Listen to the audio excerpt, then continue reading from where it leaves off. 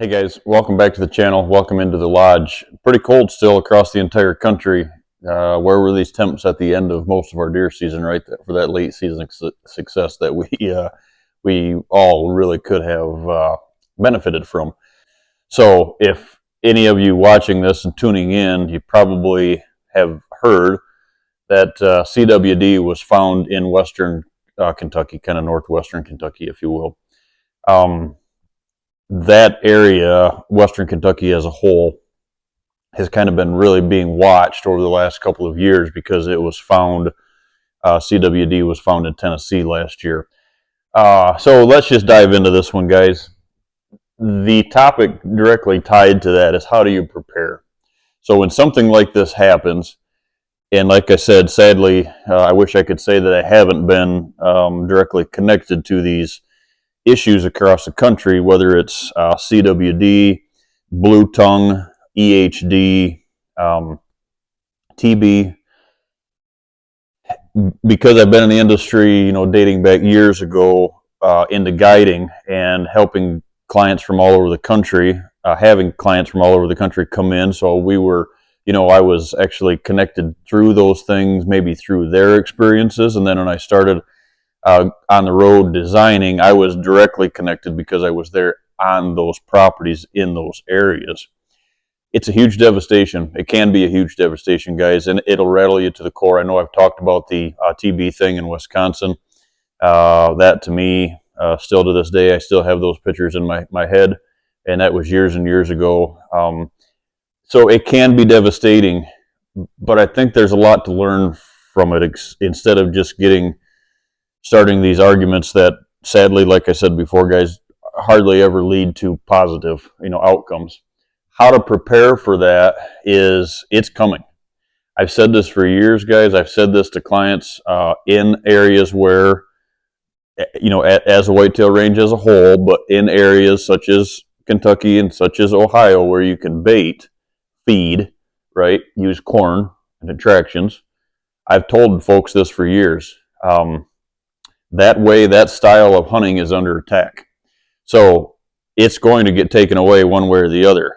Now, the sad part of that is, in my opinion, sometimes whether you want to label them anti-hunting groups, I think it's kind of a anti-hunting strategy within the hunting community.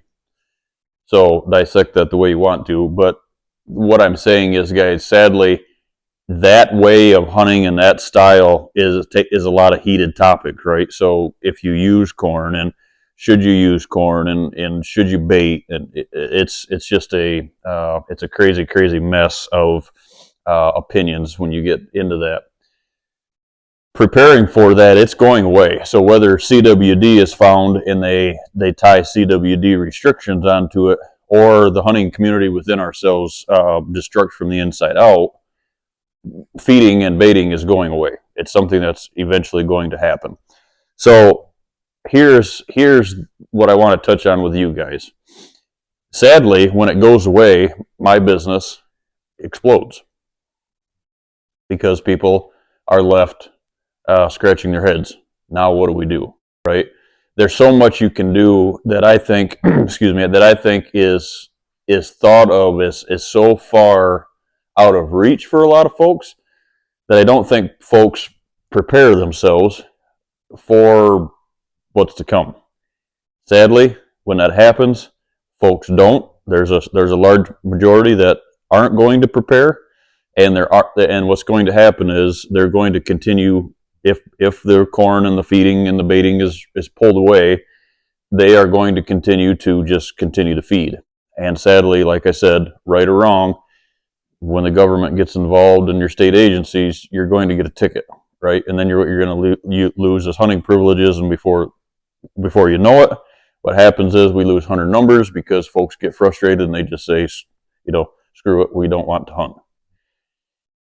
That's what I see around the country. So those aren't, make-believe stories. Those aren't, do I believe in it? Do I not believe in it? That's what happens, right? Creates a lot of good hunting properties in a lot of states for sale because that's what it leads to. That's a sad truth. That's a sad reality.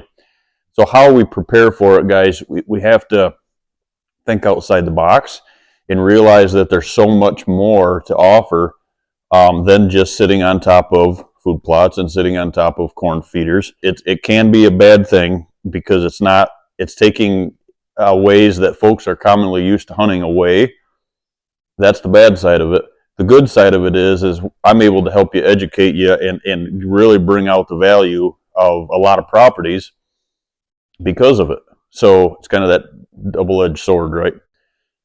And the reason I say that, guys, is I think there's so much more value that a lot of your privately owned properties have that are never reached because of sitting over top of those feeders in a state like Kentucky and Ohio and Michigan, and any other, Texas and any other state it's allowed because of pressure and what that creates. Now, I'm not just saying that's just because of corn feeders and piles, right? I'm saying that's because of food plots, and it's a direct connection to sitting over top of a food source that you can't get away from. It could be an apple tree, it could be a corn pile, it could be a food plot, right? If it's not treated correctly, it all ties into the pressure. So that's how we need to prepare for it. We need to start thinking, what if this goes away? What can I do? And don't wait until middle of the summer, because sadly, what I've seen a lot of agencies do is so we don't all get into the huge eruption, is a lot of times, they don't make that ruling or decision until about a month or so out of the opener of the season because they don't want to deal with it. Sad reality. But if we don't put ourselves in that position, you just realize it's coming, and you kind of prepare yourself for the worst, right?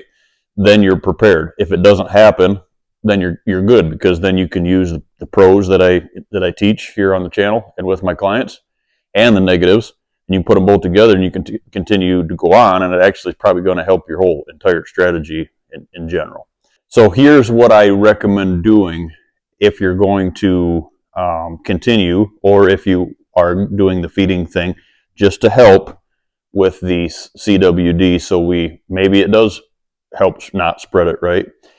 Whether it's ear corn or whether it's shell corn, guys, if you're not using one of the feeders, not a normal feeder that everybody's used to that just spreads corn out all over the ground because you're defeating the purpose, but one of the feeders like we use that keeps it dry and out of the elements, if you're not using one of those, and like we do with ear corn, is I take that ear corn and I spread it over the entire food plot, right?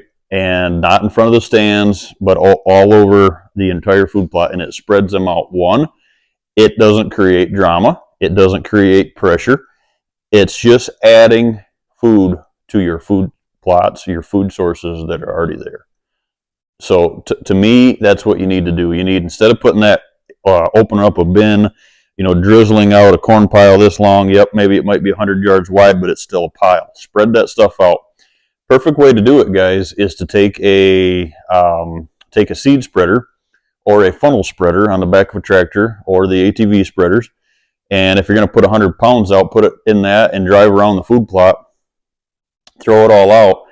It will last a lot longer by doing that. They have to work for it, and it's not right on top of each other. And if that piece, that kernel, I guess you could say, lays there and does get some moisture and fungus growing on it, or whatever the case is, mold, it doesn't touch and hit anything else, because that's probably buried in a food plot or underneath some clover and stuff like that, right? So that's what I would recommend doing, whether you're in a CWD unit or not. That's what I recommend doing, right? So our channel is brought to you in part by these great partners: Painted Arrow Outdoors, Race Proven Performance, and C6 Land Clearing, Harrodsburg, Kentucky, Drone Deer Recovery, and Pruitt Productions, Cuddyback,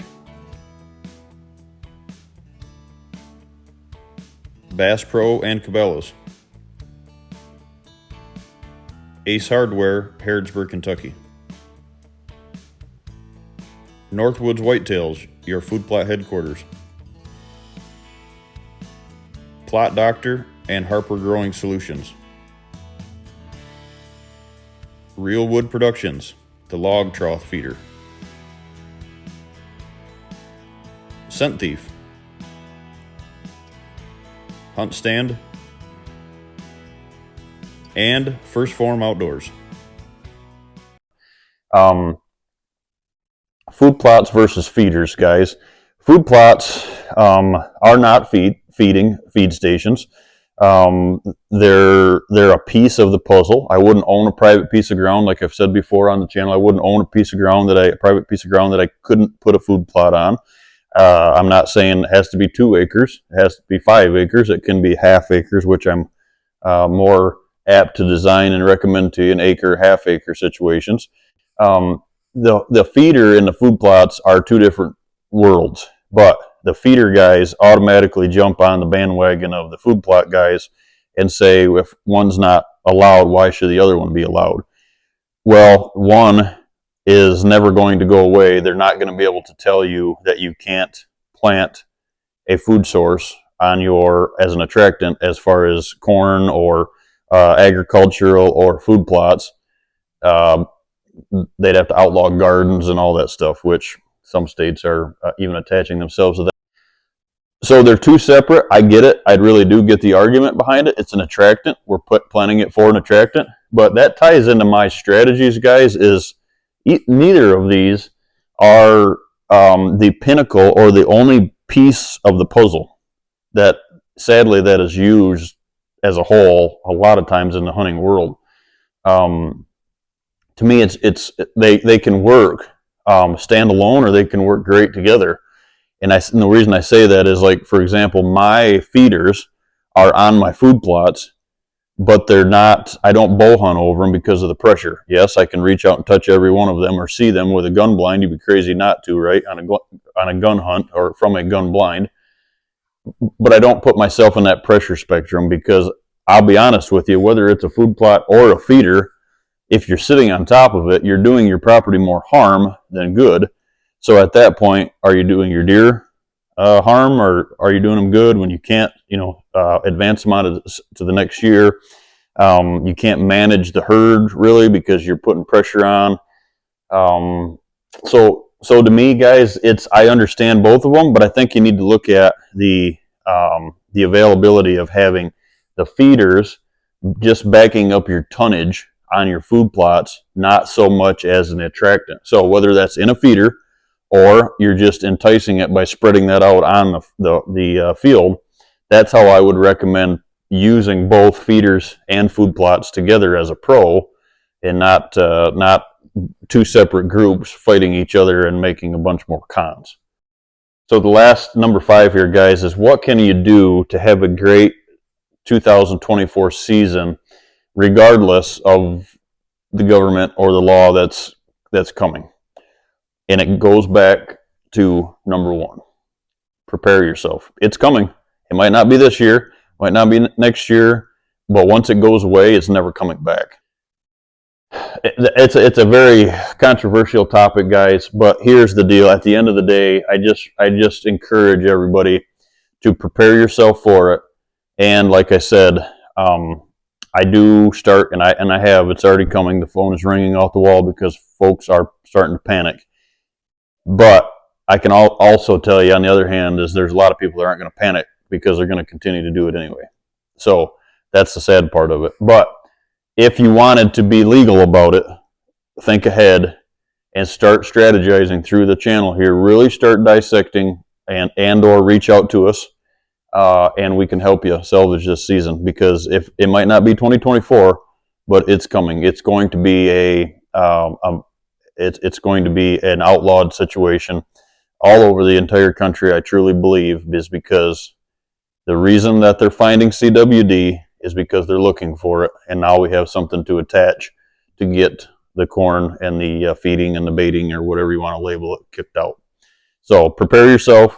Take these points, though, guys, to heart, and start researching how you can make a pro out of a bad situation. So if you have any questions, we do still have some spots available throughout the year. I'm here to help everybody because this is it's a big strategy change. It's a big step for a lot of folks that aren't accustomed to hunting anywhere else, or not knowing how to hunt any different way than hunting over that corn pile. So when it's gone, it really creates bad things, and it doesn't have to. It's a learning curve. It's got some pros, it's got some cons, right?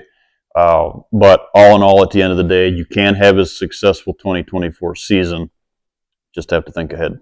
Thanks, guys.